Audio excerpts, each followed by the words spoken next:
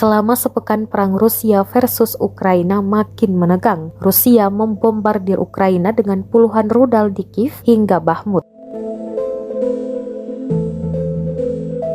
Terbaru juga beredar rekaman di Twitter pada Sabtu 17 Desember 2022 yang memperlihatkan nasionalis Ukraina akan menembak ke arah tank Rusia yang menggunakan peluncur granat anti-tank, namun belum sempat menembak. Senjata itu mendadak terbakar di tangannya. Nasionalis Ukraina tersebut mendadak membuang senjata tersebut dan menyelamatkan diri. Beruntung ia dikabarkan selamat. Rekamannya pun kini telah menuai berbagai komentar dari warganet.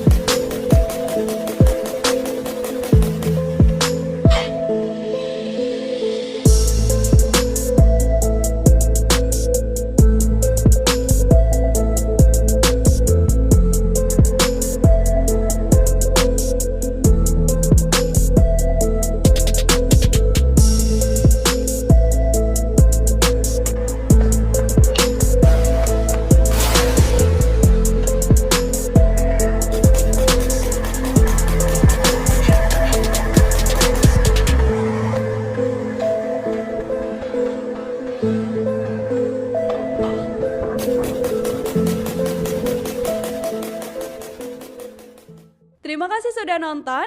Jangan lupa like, subscribe, dan share ya.